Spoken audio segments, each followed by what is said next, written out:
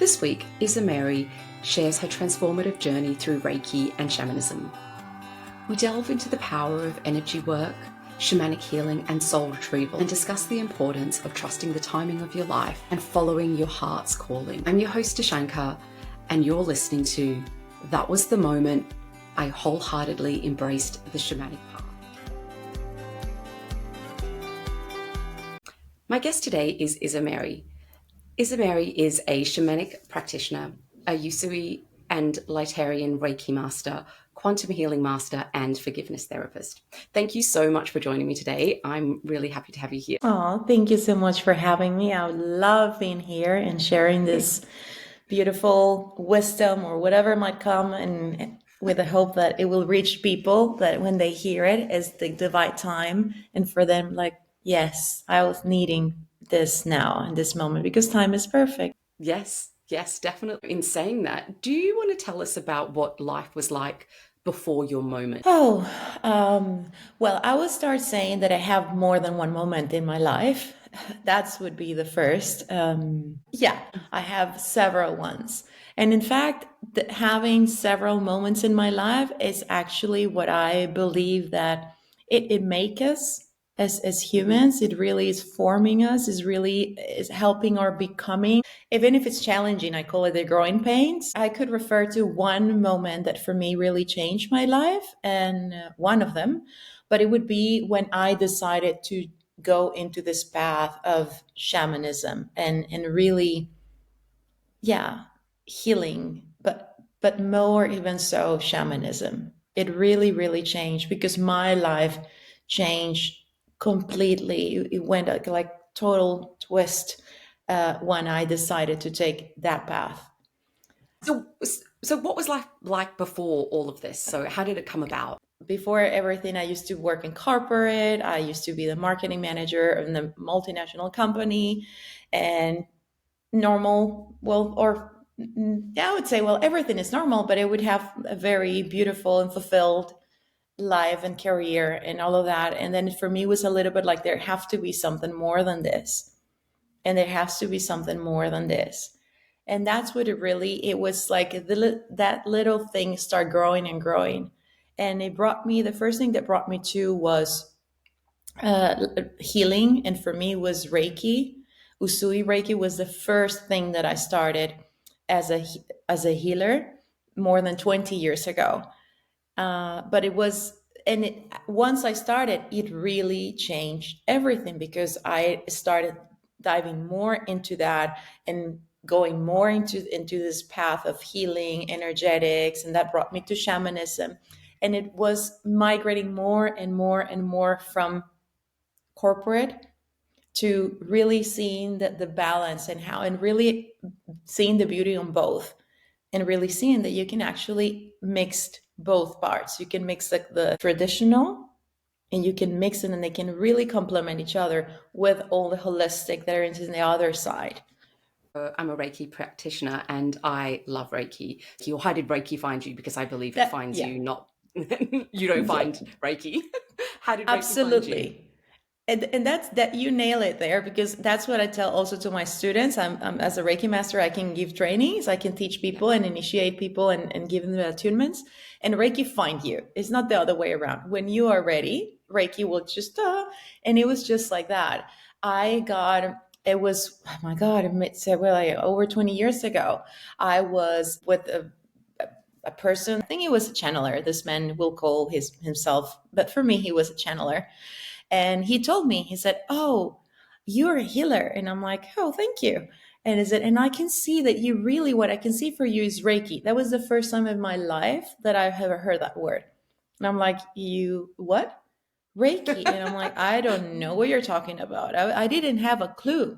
And he said, "No, really, I can see it in your path. Reiki is a thing for you. You have to." And then he said, "No, you don't have to. It will find you." And I'm like, okay. I was like, what is this man talking about?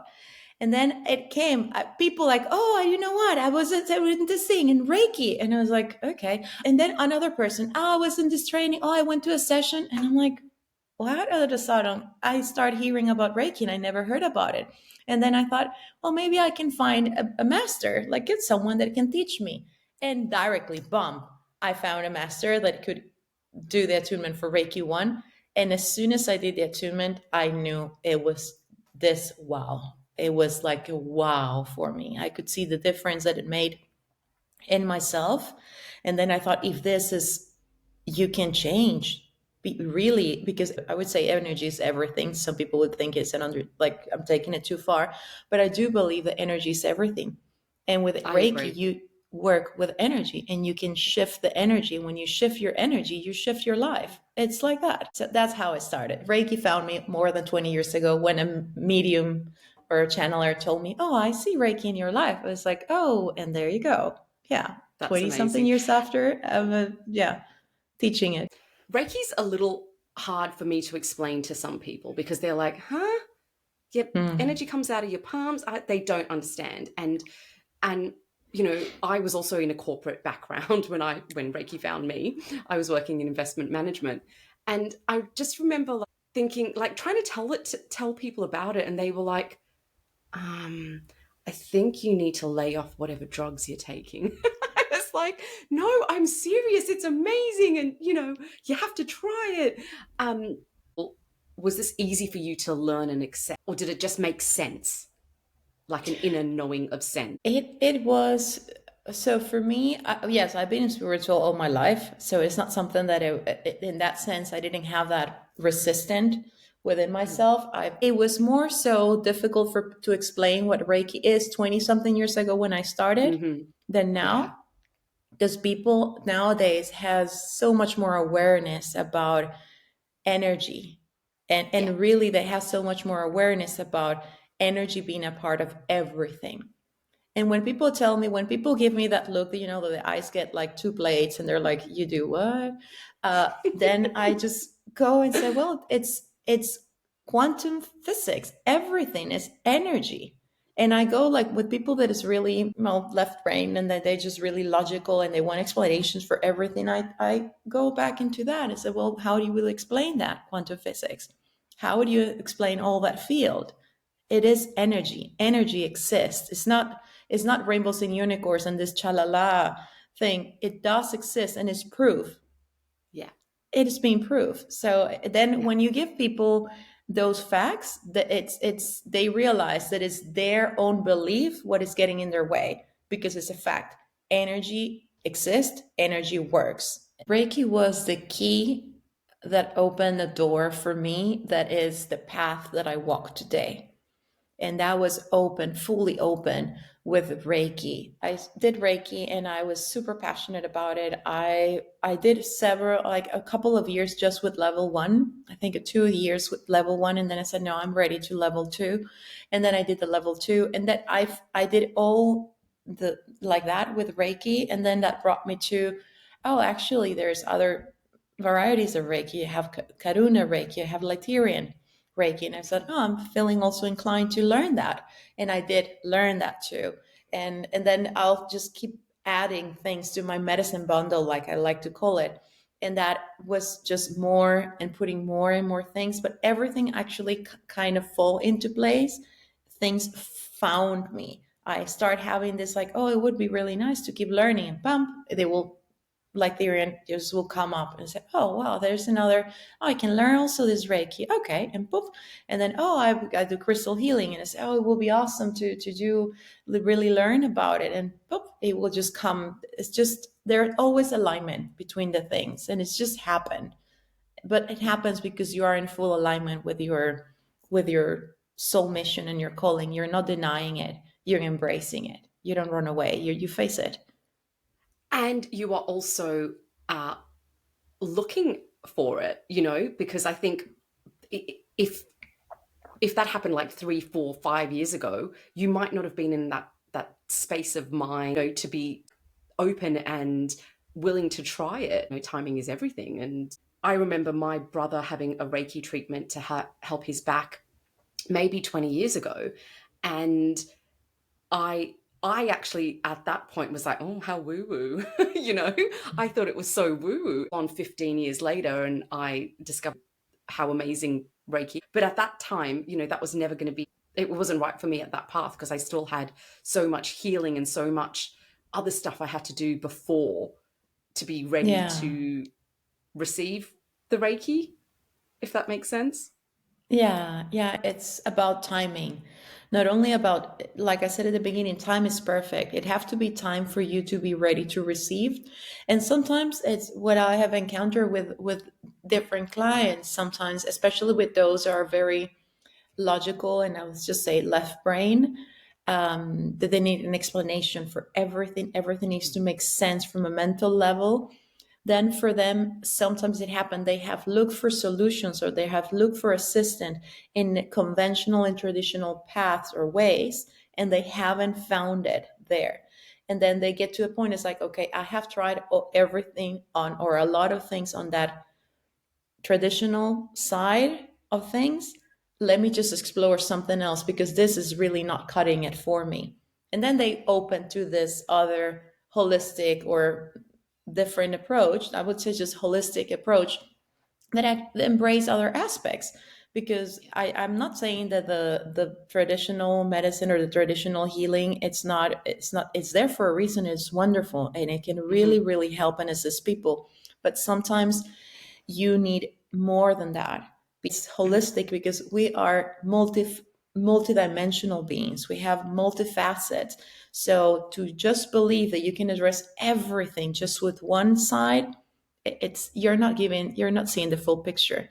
When you embrace healing for all angles, then you're giving like a full spectrum of healing. Where it's not just the body, we're so much more than just the body.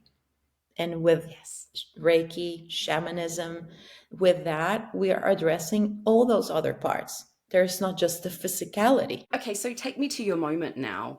So you've been on this path of learning Reiki and lots of other stuff. What happens next? Yeah, so again, for me, it would be to define what moment, because I have several moments in life so far. But for me, it would be maybe that was the moment when I said, okay, this is really, it's a game changer. This really, really can assist other people. Is when I start seeing the difference I was making in my own path in my own life, Mm-hmm. and assisting me not only with my energy, but actually with the well-being, with everything around me. I went through a separation from my husband, so the father of my kids. Were together, a beautiful story, and it came to an end very abruptly, and that was really, really hard for me. And then is when I needed to apply every single thing I have learned in Mm-hmm. like the last 18 years to get me from to move from that place, because I was in a foreign country with a language that I didn't manage. Then so my life as I knew it was just taken away from me, and in a place that was unknown. I was in totally uncharted territories. I didn't. It was really, really hard. And then I needed to work with my energy, right? Because I was depressed and I was really struggling. My health had started taking a toll because I wanted to be strong for my kids. I had at that point two kids. They're still my kids, but my kids were like smaller, and I wanted to be a rock for them. So not showing, I show my emotions and that I was broken, but I didn't want them to witness the level of brokenness. I was just absolutely shattered. And that is healing my body, because I said physically sick, then healing my emotional state. And also that we're doing the work with shamanism to cut cords and to really bring all those shattered pieces of my soul back to me as a whole. And plus forgiveness, because really it has to be a process of forgive in order to move on fully and truly move on, and not have hooks. People say, "I move on," and that they get triggered when they talk about it. That is you thinking that you're done, but you're actually not done yet with a situation. That's when I needed to apply everything I have learned in my life to get me from that place where I was. It's been the hardest and the most challenging time of my life, definitely. And How did the shamanism find you? Oh, shamanism found me when I was small.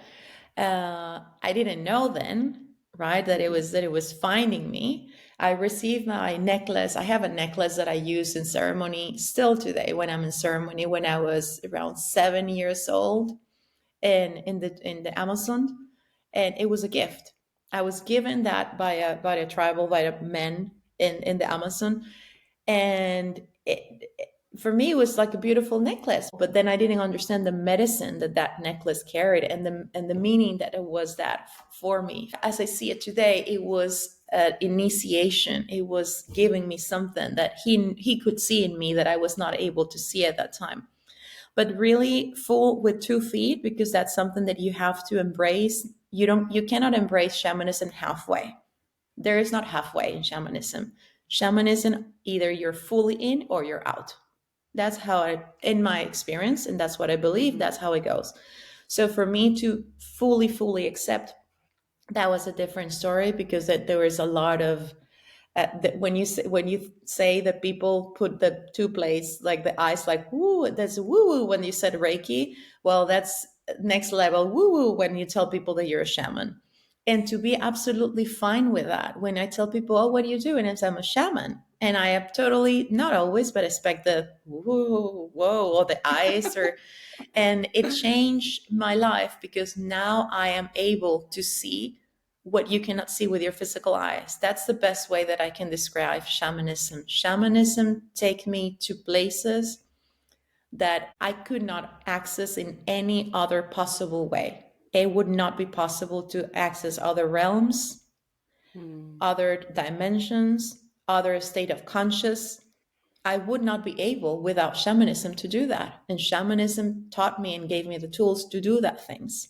So it absolutely changed my life, because there's so much more to what we can see with our physical eyes.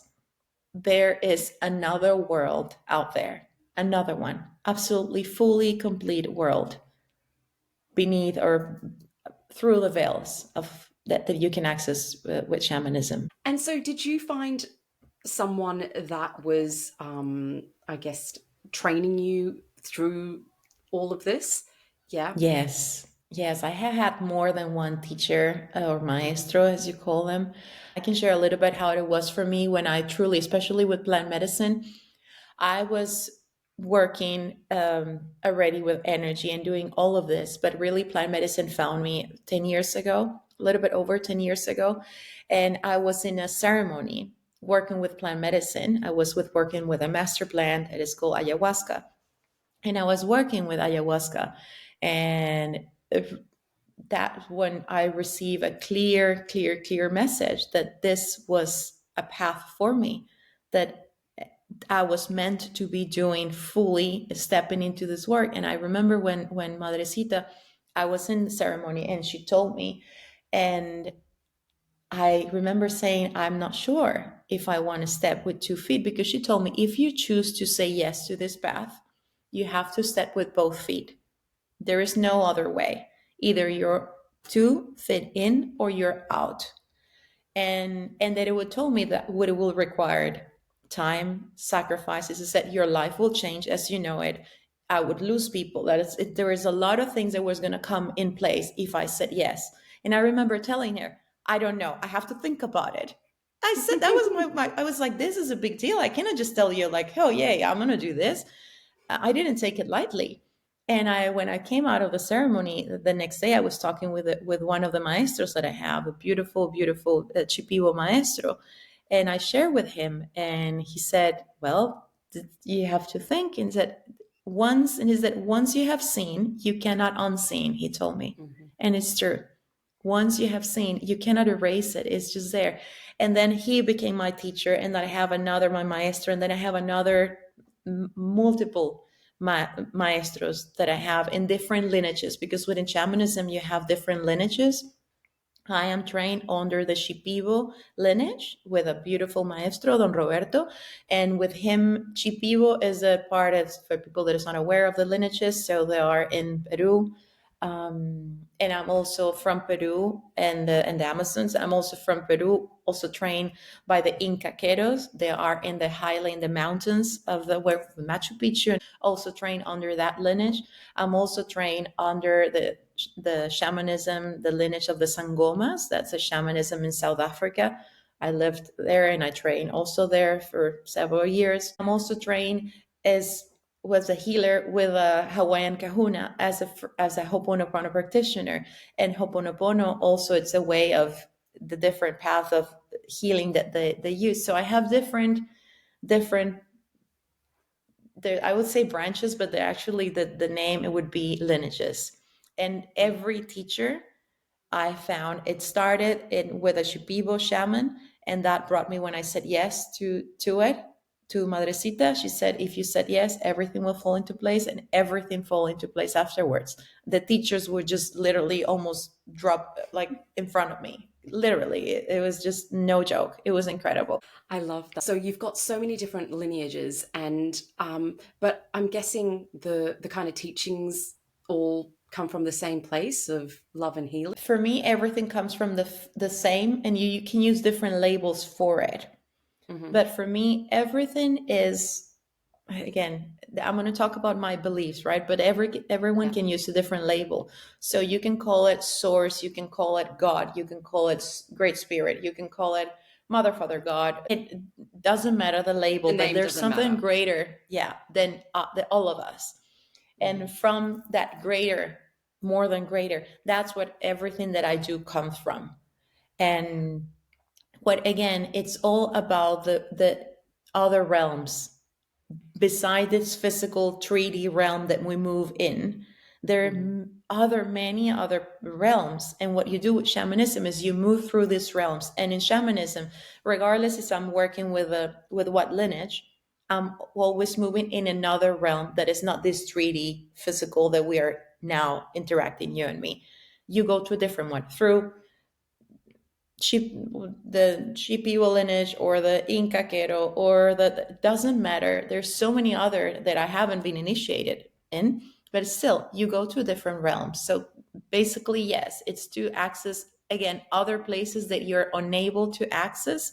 And how are you helping people with this? Well, with shamanism, as I said, you really access other realms, you access other states of consciousness, right? And not only that, that you can access different timelines too. So, for example, when I'm working with shamanism, I can help people heal the traumas or things that happen in this lifetime, right? That, for example, with soul retrieval, what we do is we bring back the shattered pieces of your soul. When you go through a trauma, it's not only that you're like literally when you said, oh, my heart broke, your soul broke. It was so painful and so incredibly big that actually part of your soul shattered, and those pieces, like you can imagine like a glass or something, those pieces were left in that moment when that happened. So what we do with a soul retrieval is I travel to that place and I retrieve those pieces of your soul and that piece of you that actually was left there, because not only the pieces I have to, and then it's a process, you have to, it's a beautiful process, and then to bring you that piece of you that decide to leave there because it was so painful. I don't want to do this. I'm just going to stay here. I can't do this. And it drop off, to bring that part to your soul so you're whole again. Or to, from other past lives, something that happened in a past life that you're not even aware of it because in this lifetime you have no recollection, but you're still caring and it's affecting your today, your now moment, something that happened in the past. So I will travel, go into the past life to heal something in your past life. Or we can go to the Akashic records and it brings something from there. There's so many different things that we can do. Also, we can heal if there's something in there's a blockage energetically that you have, something that we have to extract. This will going more deep into it, but you can get that's called implants. So you can get something that is intrusive, it doesn't belong to you, and it gets into you, into your field, and you need to remove it because it's intrusive energy. It doesn't belong to you. It's feeding from your energy, but it doesn't belong to you. So it's actually damaging you. So what I will do with shamanism is to take that out. So Yeah. from removing entities, attachments, or cords that I have to sever, because you're carrying cords that you have a situation, especially with partners, that happens so much. The people is still Yes. carrying, and there's, I don't know what I'm still, yeah, you're still having like a ginormous cord attached to that episode or that time in your life, and to that person in particular. So we need to Mhm. sever and cord like those cords. We could speak for hours about all the things that I can do in shamanism. I love it. It's amazing because you Yeah. can do so much with it. Yeah. It's so much we can do. This is just the tip of the iceberg of what we can accomplish and what we can do with shamanism. It's it's a incredibly powerful. It's amazing. It truly is amazing. I've always had an interest in shamanism, and in fact, um, I read a book just a few months ago on soul retrieval. I can't remember who wrote it Mm. now, and actually, that book was really instrumental in changing the way I thought about trauma. And with those, as you were talking about the little piece that you leave behind, and in this book, the author talks about her experiences and gives like real life situation, going back to like when a little 8-year-old, maybe she was abused or something, and then finding that little 8-year-old, that part of that 8-year-old that was abused. I just thought it was really incredible. It made so much sense to me, because Yeah. when we do suffer trauma, we do lose a part of ourselves, and sometimes we reject a part of ourselves. So we might not just lose it. We might just be like, okay, I don't want that part of me. So the soul retrieval process just made a lot of sense. Yeah. So yeah, that's amazing that you can help your clients in that way. Yeah, it's a beautiful way of working that with soul retrieval, like you said, with trauma, because sometimes we people is not even aware Mm, that the trauma, because we are being conditioned in such a strong, deep conditioning around being strong, endure, just like, yeah, yep, stand up, brush it up, and just go. And I'm like, wow. And sometimes I go in and I'm doing this work, and you find and you share with the person and afterwards, but and you when I'm there, because what you have to do is you really have to bargain, mm, negotiate with this part, because sometimes it was so incredibly hurt that it said, I will not go back. You are out of your mind if you think you're going to convince me to go back. I'm not doing it. And it's to really sit and be with that part, and mm, to, yeah, to get to the point that you're actually bargaining and say, to bring it back, because you cannot force it. You're bringing it back, that it's like, okay, and to show that there was an evolution, there was learning, that that person is not the same person that was then. And there is many things that take place into it, but it really helped people. And also when you share it, sometimes they were unaware, they didn't want to accept in the moment that that was so hurtful, or that was so difficult, that actually was so hard, that a piece of them broke in that time. That goes against, it's like, oh, that was weak, and it's nothing to do with that. It's just, it's a human condition. It's yeah, life bring us to tough yeah. places, and we will break up and shatter and just crumble. That. And I love the other part you were talking about, and the cord cutting, because I know that, like, just a few months ago, oh no, actually maybe a bit longer, I had this experience where I was like, I'm feeling something, but it's not mine. It's not mine. And my waxer, she's really spiritual, and I was telling her about all of this, and she was like, have you cut cords with that person recently? And I was like, do you know what? I have, but maybe they've grown back. Maybe I haven't done it strong enough. And sure enough, I came home, did another cord cutting meditation, and it's crazy because as soon as I did it, I felt a different energy. And I think now I'm starting to like understand my energy. And now, because I know what my energy is like, I can tell when I'm getting someone else's energy. Or, um, I think also with me, I tend to give a lot to other people. So I think my energy cords to them is probably like, sending a lot, which is draining me. So I'm learning to to cut them, when they're no longer needed, or just managing my energy better, and understanding that sometimes when I'm feeling down, it's not because of me, it's because of a situation or a person, and removing that energy. But it's not something Yeah. we're taught. It's not something Yeah, that no, no, no, no. We're not we have taught to learn about the hard that. way. Yeah, I think you mentioned several points that are really important. So first is you do not have to have courts to anyone.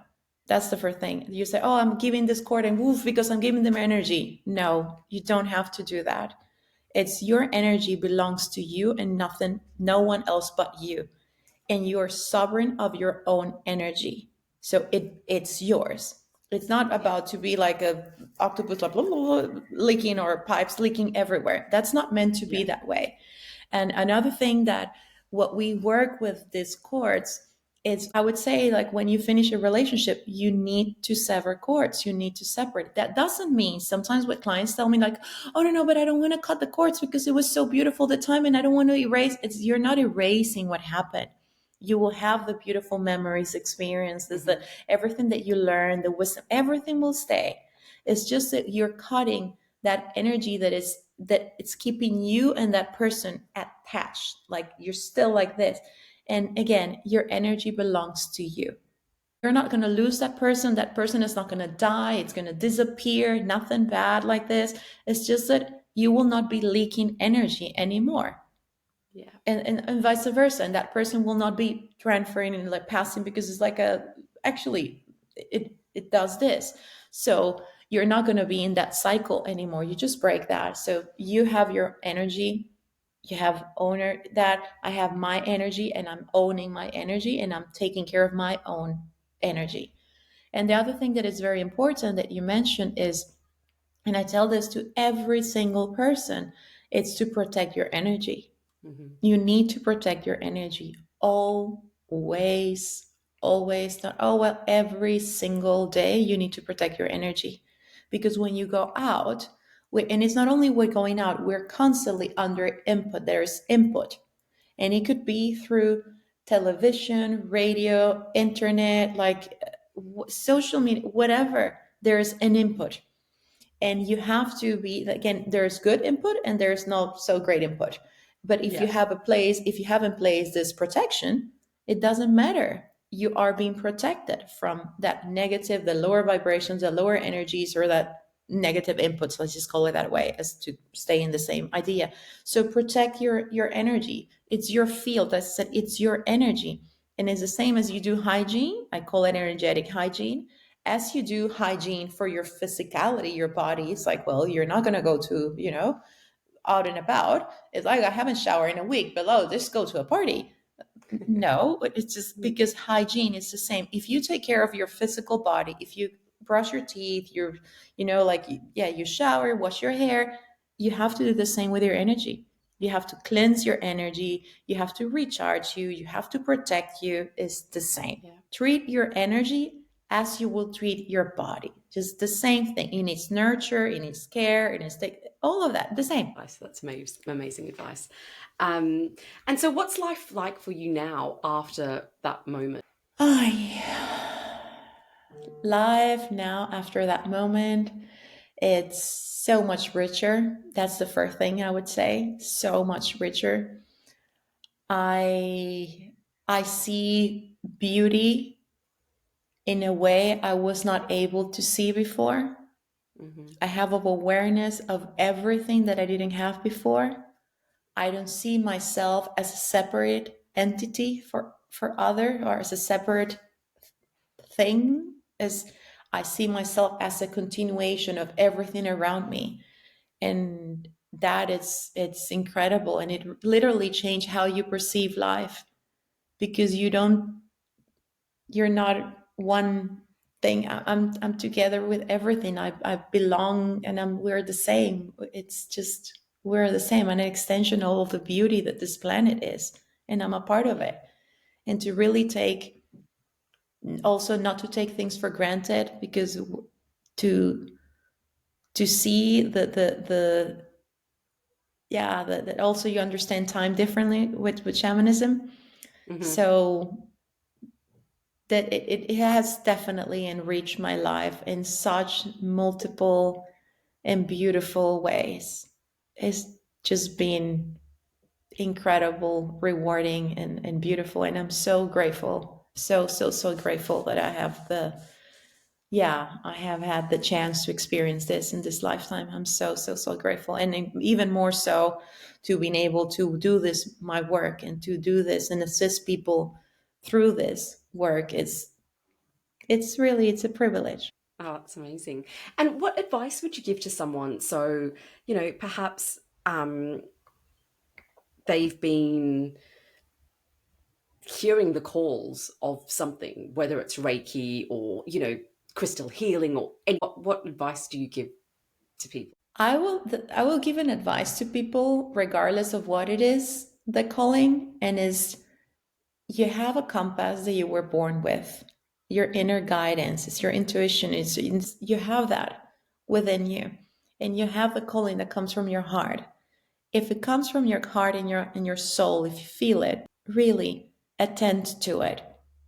It's not just lightly that you're receiving that. And if it's really calling you, it's because you're meant to answer to that. And if it's presenting itself more than once, that should be enough proof for you that it's there. It's not randomly happening. It's divine time. It's showing up in your reality because of a reason.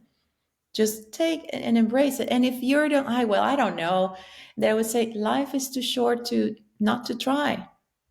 Try it. Just try it and see how it goes. And try something. And maybe you will find like, oh my God, this was the best thing ever. Most likely will be like that because you're following your heart. And that's what happens when you follow your heart. But if not, then you will have tried something different and something new in this beautiful experience that we call life. And we came here to experience. That's the only reason why we have a physical body, is to experience life. So go and experience life in whatever way. And if it's something that is calling you, I could not advise you otherwise. Just follow it. Go with it. If your heart points that direction, go with it. It's the most beautiful and accurate guiding system you will have when you follow your heart and your soul. Oh my God, that's amazing advice. Sometimes the fear can put us off, because I know that the same happened with me. And yeah, the fear of the unknown can sometimes just keep us really, really stuck. But I loved your advice that you just gave there when you said just try. Yeah, just dip your toe in and see what happens. Yeah, Yeah. exactly. And then embrace it as a new, be curious about life. Remain curious. Just be curious and find, it's, again, it might not, you don't know, if I don't know, we could give a super silly example, but it's about ice creams. There are so many different flavors of ice cream. You don't know if you like an ice cream until you try it. You have to try it to know what it is, and then you can take an informed decision. It's like, oh, actually, I tried it. No, this ice cream is not for me. I'm going to stick with vanilla because it's my favorite, or whatever. But you tried it. And again, life is too beautiful, too precious, and too short in this time that we manage in this plane that I am with you now. Yeah. It's not to do it. Just do it. Just do it. Follow your heart. Just do it. And is there anything else that you'd like to, share with anyone listening today? Well, as I said, what that I said about the heart, if you're feeling something in your heart, follow it. Your heart is the most accurate instrument that you have for guidance. Do not let the white noise of the outside that is distracting you actually for what your heart is telling you. Do not let the noise outside be louder than your heart. And if you notice that it's happening, just take the white noise, that the noise that is distracting you away from, so you can have clarity and say, what is actually my inner guidance telling me? And the other thing would be open to try other things. Be open to, just if you have been curious about seeing how it would be to have a session, or how it would be to work with shamanism, just try it. Just to try what it is. That again, you are a multifaceted being. You have different facets. We are multidimensional. So see everything, approach everything as so. You have more than one way to see things. So just try them like that. Yeah. Amazing. I'm also going to be adding your details in the show notes so people can stay in touch with you and find out more about what you are up to. If you could be remembered by one word, what would it be? Love. Definitely. Love. And what does love mean to you? I'm all. I'm all. I'm everything. I'm you. I am the trees that I'm looking outside through my window. I'm the table, the wooden table that my computer is leaning to. When you're being awakened, when you have your awakening, and you realize that you're not a separate, you realize that everything came from love. That's what made us. That's where we come from. And so therefore I am love. I am that. Yeah. I love that. That's beautiful. That's really lovely. Well, thank you so much for joining me today. I've just loved this conversation, and I feel like I could talk to you for hours. Thank you so much for joining me. Oh, thank you so much for having me. And thank you for everyone that was hearing. And for whoever hears this, as we said, if there's a seed of love or light that it might sprout in the future, then yeah, that would be a beautiful, beautiful thing. Thank you, thank you, thank you. Thanks so much for listening. I hope today's conversation inspires and empowers you to know that no matter your current situation, your life can change too. All it takes is a moment. And if you enjoyed this episode, don't forget to subscribe, rate, and share it with a friend. If you would like to share your own moment, see the link in the show notes. Until next time, be present in each moment, because you never know when your moment will arrive, or when you have the gift of being a moment for someone else. Take care.